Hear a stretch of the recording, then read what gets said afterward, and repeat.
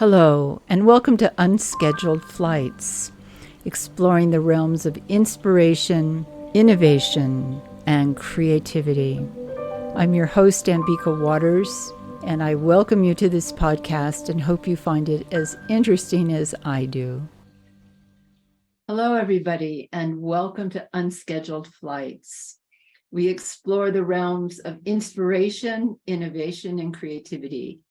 And today we're blessed to have a remarkable woman, Hannah Shalom, out of Toronto, Canada, who is a homeopath who works in oncology and a very, very spiritual woman who brings her spirituality into her work. I'd like to introduce Hannah Shalom. Hello. Hi, Ambika. Thank you so much for having me. Pleasure. Hello, and good evening and good morning to wherever you are. Wherever you are, indeed. Hannah, tell us a bit about how you bring your spirituality into working with people in a medical sense, in a homeopathic sense. How does that work? I am a homeopath, but I am also a Kabbalist. And so I practice in Toronto and in Los Angeles. And in Los Angeles is a little bit closer to Kabbalah Center, where in Toronto doesn't seem to be so, I don't seem to have much of a time to be in touch with anything or anyone else other than work. I think that everything we do in life touches us on a spiritual level. The disease comes in from a spiritual level. It's either karmic or circumstantial until we realize the situation we're in, until we wake up. And working with oncology and working with end of life is it's remarkable to see that with patients when they are waking up, when they are seeing and hearing messages from above and beyond, where prayer is the majority and mandatory medicine for them on a day-to-day basis. But for me as a homeopath, it is absolutely crucial to bring the guidance and understand their spiritual level, what they are at, and help them grow as much as help them heal if it's possible. That's beautifully put. It really is. I met Hannah. I heard her give a talk to the homeopathy world community. And at the time I had a couple of terminal cases, and I consulted Hannah because I really felt I needed guidance.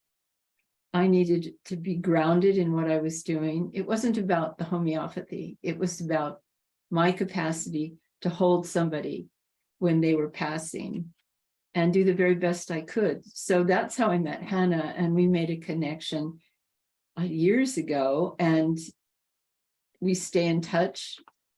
I marvel at her capacity to serve humanity in the way you do. Thank you. Talk more about it, Hannah. Well, we know that the moment when we face disease, and I see this over and over again when I have patients coming through my door and saying, the doctor gave me 2 months to live, or the doctor told me I'm running out of the time and there is no hope for me. Can you do something? I don't know. I don't know what I can do, but what I know I absolutely can is support you in whatever you're going through. And for that, I'm really grateful to the fact that I am a Kabbalist. I study Kabbalah. I believe in the spiritual law that allows us to extract ego and inject ability to see clearly. Having the privilege to serve people and having the privilege to serve community and help, having trust of the patient guiding you through the process, regardless if it is process to recovery or it is process to letting go, that is like the greatest privilege ever. Really is the greatest privilege. That's what you taught me. That is what you taught me. Be there for the patient, and the patient will guide you into what needs to happen next, and will open the door sometimes to miracles. I mean, really, sometimes to true miracles. And the ability to pass in a complete way with your relationships are sorted, hopefully, and you're ready to go. That's the ideal way. But there are people who fight the reaper, people who fight the challenge. And tell me, how do you deal with that? Do you have any guidance? Any guidance? I think that we are born to die, right? Every single day is becoming closer to that end, and maybe this is how I look at life. Make the best of what you can each and every day. I feel definitely privileged to do my work, to do my job. Being present in the moment, appreciate the moment, and of course, Zohar and prayer and meditation is very important. And we all have chaos in our own lives sometimes. It's just happening. But as long as you understand that beneath that chaos, there is a perfect order and everything comes from the light, it can give you a strength to go through a day. I mean, you know, there are days when I will say, I'm done for today. I'm done for this week. I'm done. I need Rest. I need a rebound. I need a moment for myself. There are days when my life falling apart, just like everyone else's, due to whatever circumstantial situations we have. But we either give in to the chaos and ride the wave of disaster, or we say to ourselves, hold your horses. Whatever happening around me, remember, through Kabbalah, we either reactive or proactive. We either plant the seed to understand the situation, or we become a chaos. And so if we are able to snap out of the situation, say everything that's happened around me is teaching me something, it is giving me the opportunity to see clearly, and it is allowing me to withdraw myself and step back and say, let's observe. If I don't know what to do, I do nothing, and not struggle between the mental and emotional. Just let it be. So letting be is how I cope. And it's how I practice homeopathy more and more. And just be with people in the best way I know how. Especially long-term clients who I do know well, and people who are facing terminal illness and how they're able to cope. I realize that the way I cope is by being myself and sharing.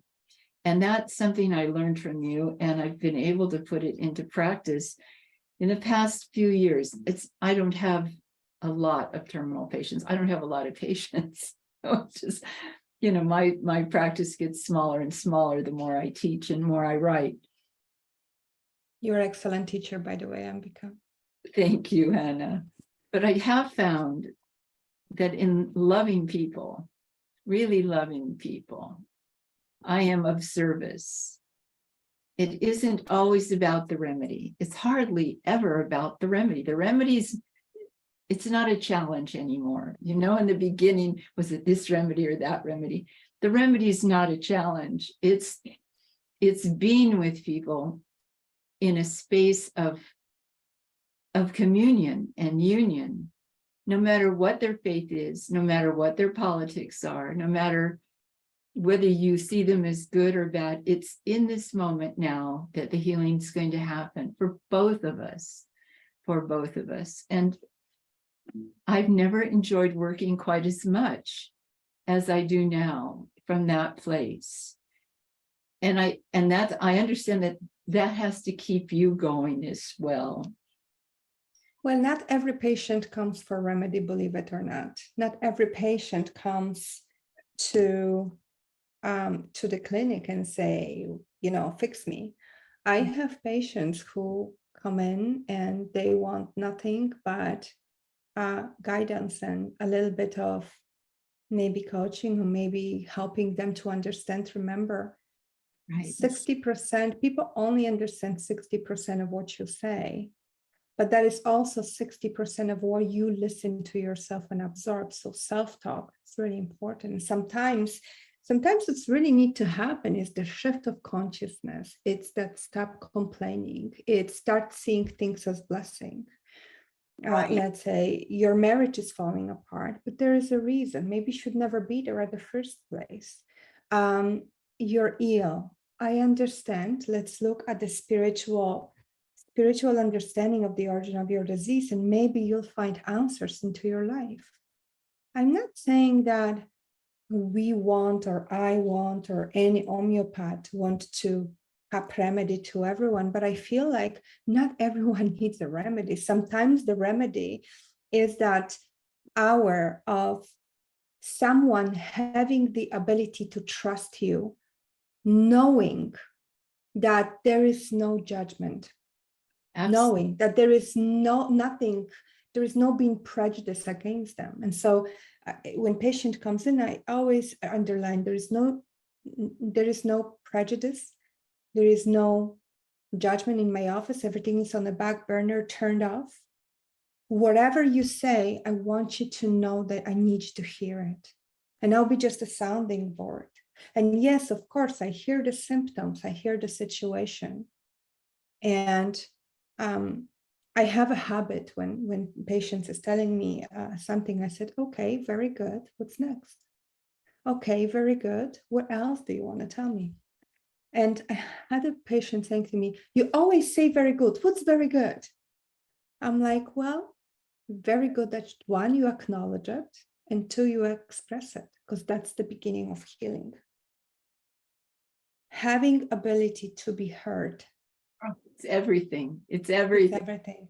It's absolutely everything. To be acknowledged, to be heard, be loved unconditionally. There's something you've said it, Ambika, about love. And, I think we are live for love. I don't know about, a lot of people, but I think love is crucial. And we need to learn how to love ourselves. And sometimes we are so harsh and so hard on ourselves and thinking we can love you so amazingly and clearly and openly. And that is so not true. You judge and beat the heck out of yourself on a day-to-day basis.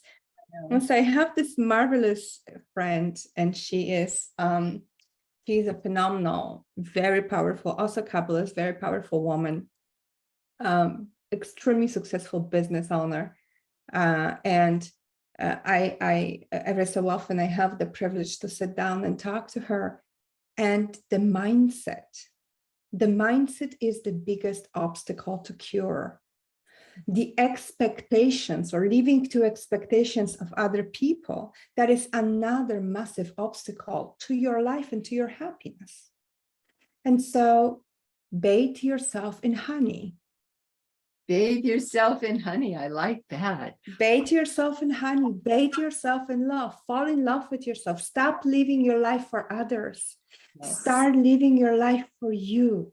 Absolutely. You can't work with people if you can't love yourself. And I have for years that I had to love my clients. I may not like everything they do in their life. That's their business.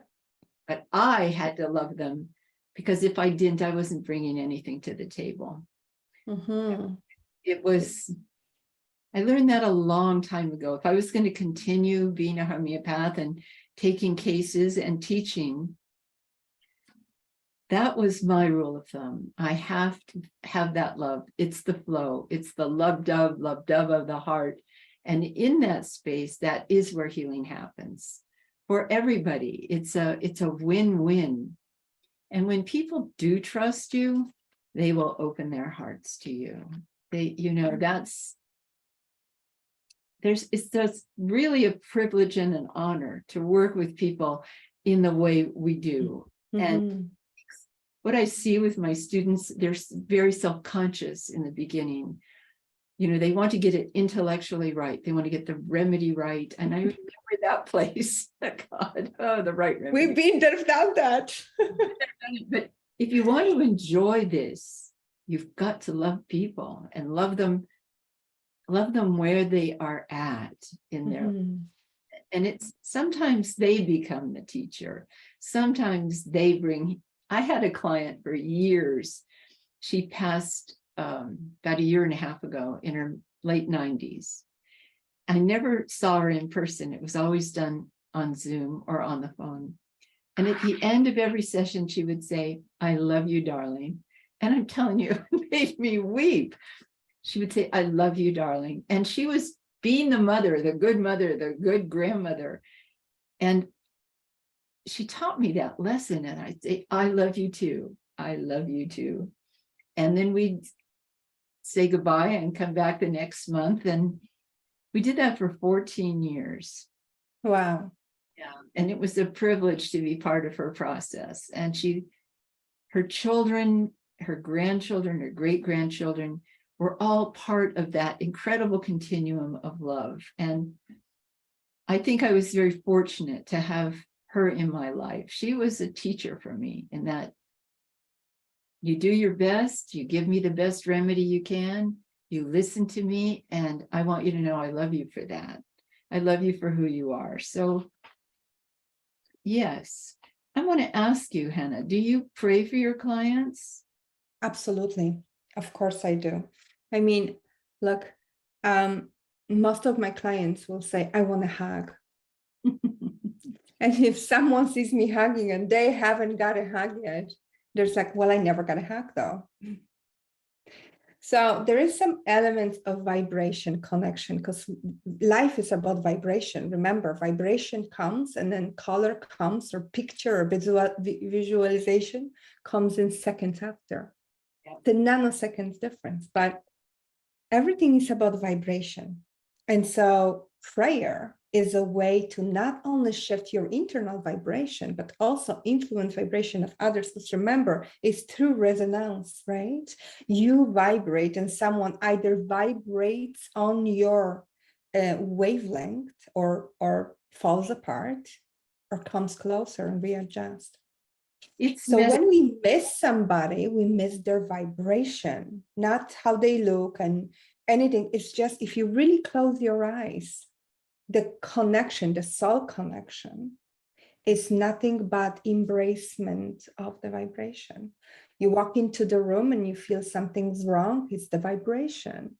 You walk into the room and you feel love, that's the vibration. Absolutely. Right? And it has been proven that the words and vibration of love and light, is one of the highest vibrations possible on the planet. So yes, I do pray for my patients. I pray for my loved ones. I pray for myself. And I tell you something, I had a patient who passed away. Well, one of my patients who passed away, and I was invited to Shiva. It was a Jewish funeral.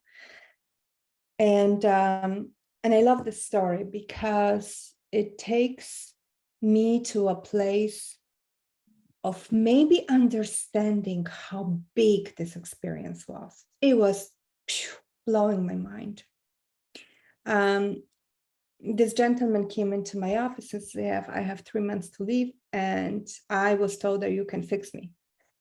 I can't fix nothing, but let's see what we can do. Whoa. He had a brain tumor. It was very well-known gentleman. I will not mention his name. And I saw him. He ended up living 2.5 years from the moment when the doctor gave him less than 3 months to go. And the last 6 months of his life, maybe 2 months of his life, I saw him literally every week. He was able to reconcile. So at the first appointment, he said to me, "Just give me enough life that I can fix what I broke." Right. I'm not God, buddy. You got to fix that relationship with Creator first, with your with your soul, with creator, with light, with universe, whatever you want to call it. And we started working together. Of course, fear of death, aconite did its job, but pushing away from remedies, we had a really great relationship. In a nutshell, his son was an actor. He was able to reconcile with his son, reconcile with ex-wife, and he was endlessly in love with his present partner, called her the love of her life. And it was a really beautiful relationships that he was able to make for the last 2.5 years of his life. But where I'm going to this is, when he was passing away, he said to everyone, I am his angel, and he needed me at his bedside. Unfortunately, it was a severe snowstorm, and I did not get a chance to get there on time. But the family told him I'm on the way, and he passed away with the biggest smile on his face. How lovely. Once there happened a funeral, of course, I was invited the next day's funeral, and the whole family is gathering. It's a big shiva, and the ex-wife, the wife, and the son came over and said, we would like to ask you to come every day. And we want to say that you had the most intimate relationship with him, and we want to thank you because that improved our relationship with him. Right. And I think, and again, I'm just sharing something that's very intimate, but it's something profound. How a vibration, a connection, shift of consciousness, no blame, take responsibility for your action, understand the situation. Sometimes silence causes more chaos than actually having the ability to express yourself. And so learning how to speak about situation, not about the person. Mm-hmm. And that was very profound. That was one of the most profound moments, not from the perspective of losing patience and being there, but from the perspective of family witnessing his journey. Yes. At the end of life. And that was profound. And I think that we need support. Whatever decision we choose to make, we need support. And unbiased support. And Mm-hmm. I think the ability to serve people in that way is, you're right, it's profound, it's an honor, and it transforms you to a whole different level. Mm-hmm. I haven't had a lot of terminal cases, but each one was profound for me. And the first one was a woman I treated for cancer in England, and I had supervision and I did all the right things with the remedies, and she rallied in a way that nobody expected and had a considerable amount of time to set things right with her ex-husband, with her children. She was from another country. She went back to her country of origin. She saw people that she hadn't seen in many years. And then she went to Switzerland to see the wildflowers, climbed a mountain. I mean, who knew? But when it was her time, I received a message. Somebody called and said, Ambika, so-and-so is passing, and she wanted me to tell you that there is no room in life for resentment. It was like, thank you. I mean, this woman, like, she became the Buddha. She became the light. She was, that was almost 35 years ago. And I remember her and remember that situation so well. So yes, the ego gets to say adios, goodbye. I'm off to a party, but then the soul, the grace of the soul becomes very, very apparent. And it touches everybody, the ex-wife, the wife, and the son. I mean, come on. How often in life do you get that? You don't get that often. You know what, Ambika? I think that we tend to forget that everything has beginning and end. everything begins and ends. And sometimes when we hold on to something, it bleeds us, it breaks us. Yes, that's right. Instead of walking away and saying, let's mend this differently, we're holding on through for dear life because of people's expectations, people putting a pressure or, blackmail you or manipulate you or play on your emotions. And that is what helps to create illness. Because we know that every illness has spiritual origin, everything. Absolutely. And so when we are able to wake up and say, this situation doesn't serve me. This situation is not a moment in life I wanted to be in. This situation needs to get better. And sometimes better is walking away than staying. We all have done situation. I walk out of my marriage. I think a lot of people have to walk away, whether it's job and situationship, relationship, marriage, whatever that is, friendship. Sometimes that is so toxic. The toxicity of expectations of other people pulls us away from being spiritual, pulls us away from self-love, pulls us away from compassion. If you can't give compassion to yourself, how can you offer to anybody else? Absolutely right. And people, I hear people talking about money and hardship and expectations and fear and pressure, peer pressure or family pressure. And I think that there is a moment of which you need to sit down with yourself. You need to ask yourself a question. Who are you? Where are you going? And is this situation toxic or expectant?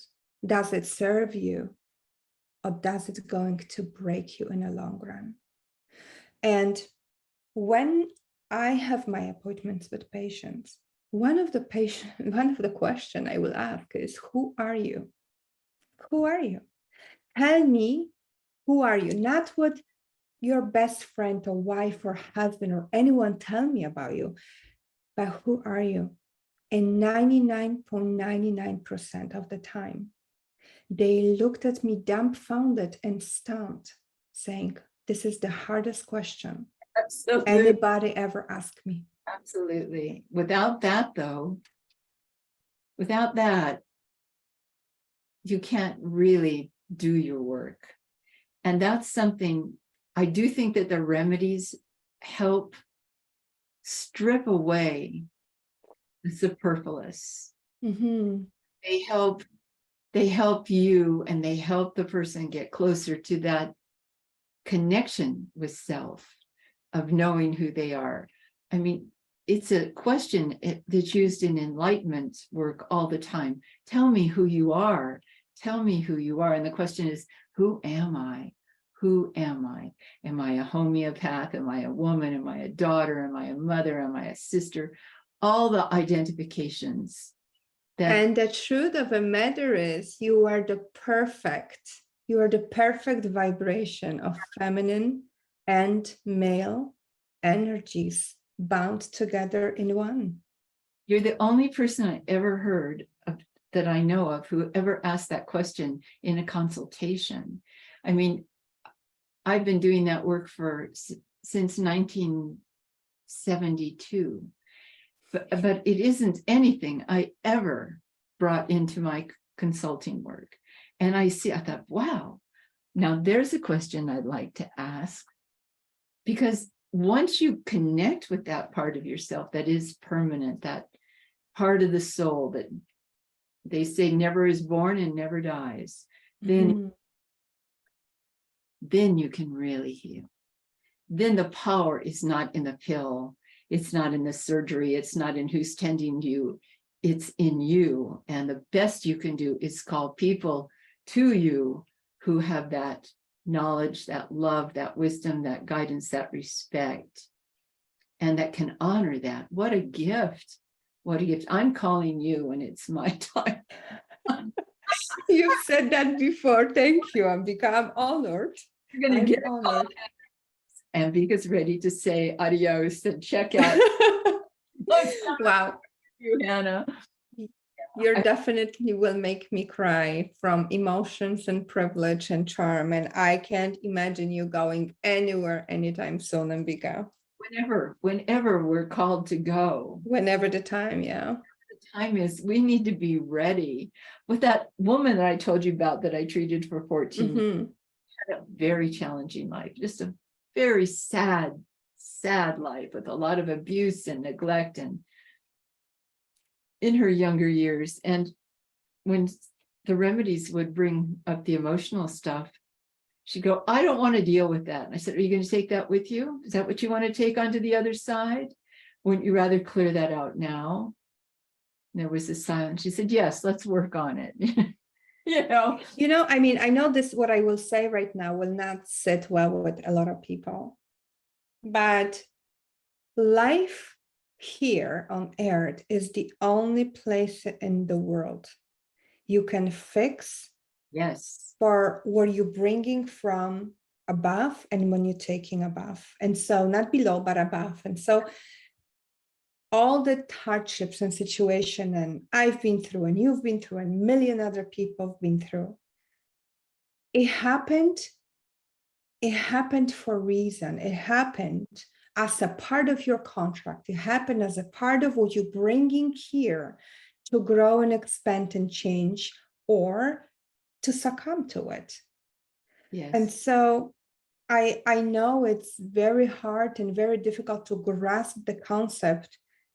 Oh my God, some tragedy happened. And I'm so sorry it happened to you. Yes, I am so sorry. How can I help you see it and grow from it? Absolutely. Because I do think on this earth plane, this is the only place where you can do that work. Because that's what I said to her. Do you want to take this load with you? Wouldn't you rather be free? And I think when she was at close to 90 when she said, yes, I want to be free. I thought, great, then let's bring some healing there. Who wants to take that load with you? It's, I want to fly free. And I think that the ultimate tool of our medicine is that it helps people find freedom. If they choose it, if they want it, what an incredible tool for consciousness. This is not a drug. Let me be really clear. We are not giving people drugs. We are not giving people acid or, mushrooms or all those enlightenment medicines. We're giving them a chance to peel away the layers of their hardened ego, their resistance to life, their self-hatred. That's a huge one. Their self-hatred, the way they punish themselves, their guilt, their shame, just the crust of that is so hardened. I mean, we are all born in a certain crust, right? It's expectation, a cultural, religious one, a home one, country one, whatever the crust is. You are inside that. I like to say you're the calcarea carbonica. You're the soft little jelly inside, but that's really hardcore outside, but also tumor, right? That's hard shell on the outside, and beauty inside, and needs to come out of your body, come out of your system. Maybe it's not the best example, but since I'm on it.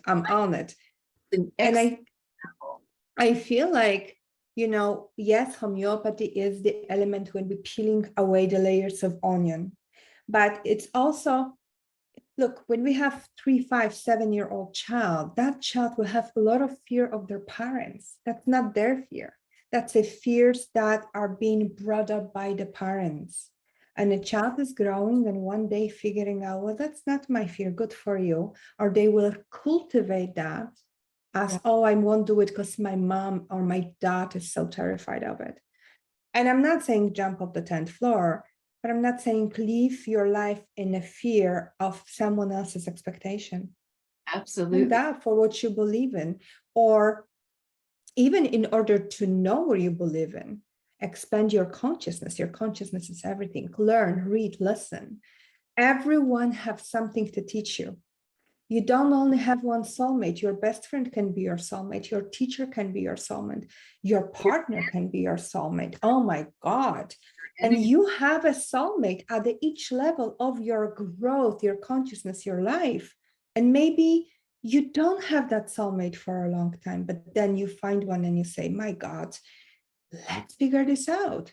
So regardless if that is soulmate in business, in friendships, in relationships, in marriage, you have ability to have an amazing relationships as long as you allow yourself to have these relationships without expectations and input of others, expanding your consciousness, learning, growing, connecting with you, connecting with your truth, connecting with your light. Not bad, huh? Not bad at all. I love talking with you, Hannah. I think we're going to have more of this. This is good. And I think if it's good for us, it's good for anybody who is open to listening to this. Because it's, as a teacher, and you are a teacher and I'm a teacher, it's not the mechanics of our medicine. It's the soul of our medicine. And that requires looking inward. It requires philosophical, ethical, and moral pillars and spiritual laws that we observe, that we embrace, that are guiding lights. I would never want, I remember one of my teachers saying once, I would never want to be treated by a medicine that was not philosophically grounded. And I thought, what is she saying? I remember thinking, what is she saying? And as I looked around, I began to understand we need a moral code. We need to fall back on our moral compass.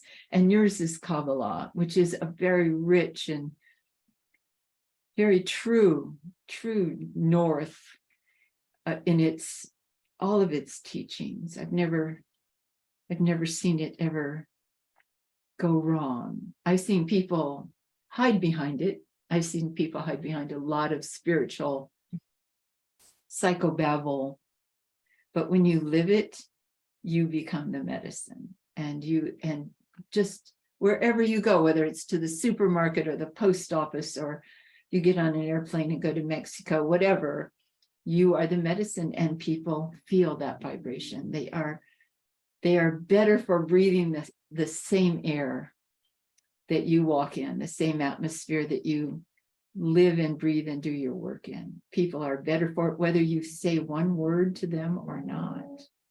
You know, yesterday I had a privilege. I mean, I was just flying back to Toronto a few days ago, and I had a steward from business class coming to my seat and saying, I don't know why, but I just need to talk to you. It's your glow. Wow, it's the vibration of prayer, right? Well, they think out people. Think about it. Those people who are work with the public, they may see 1,000 people in a day. Maybe. Yes. When they see a glow, they know it. They want to come up and be next to it and rub shoulders with it. It's not, yes, it's unusual, but those people they constantly see people come and go. They know it when they see it. They know the glow. So what happened was he shared the situation of with his dad who passed away. And we had a great conversation. And at the end, I was very privileged. This gentleman is from Air Transat. And he gave me his book and a little gift. And he says, if you read the book and tell me what you think. But one of the things that I've learned through that situation is how many people are suicidal in this industry and the circumstances coming to this situation. And so when you talk to people on a personal, interpersonal level, you understand where they're coming from, what they're going through. And the only way I can help the men on the airplane without saying pop a remedy is find compassion within yourself and pray. Yes. That's forgive yourself, first of all. Forgive yourself. You are your thoughts. Forgive yourself. And you can maybe move on from that. And yesterday I had one of my supplier coming from different province, and we went for dinner, and she says to me, "Are you always like this?" I'm like, "What?" I don't know. Or people stopping you when you're walking to the restaurant, everybody want to talk to you. I don't know, I guess. And that's the vibration. That's the vibration that you are allow yourself to be on. And it's not a vibration of ego, and it's not a vibration of I know better and I know more, because maybe sometimes can come across that, which is confidence, not arrogance. But where I'm looking at is be true to yourself, be true to your vibration, and you can change people's lives just with one smile. Just with a smile. You are such a gift. You are such. Thank you, Hannah. Thank you, Ambika. It's been a pleasure and a privilege to be here with you and everyone else. You too, and anybody who listens to this. If you want to get a hold of Hannah, her information will be on this podcast, and just know that you have been touched by a very bright and very brave light. Very, very beautiful light. Thank you, Ambika. Thank you, Hannah. So I want to say goodbye. I want to say thank you for listening. Unscheduled Flights, exploring the realm of inspiration, innovation, and creativity. And we'll have you back soon, Hannah. Thank you. Thank you so much. It's my privilege. I'd like to thank our guests today who've shared their experience, who have enhanced my life by developing skill sets and a vision of the world that is really expanded and I think beautiful. So thank you until the next podcast of Unscheduled Flights. Again, I'm your host, Ambika Waters, wishing you all the best.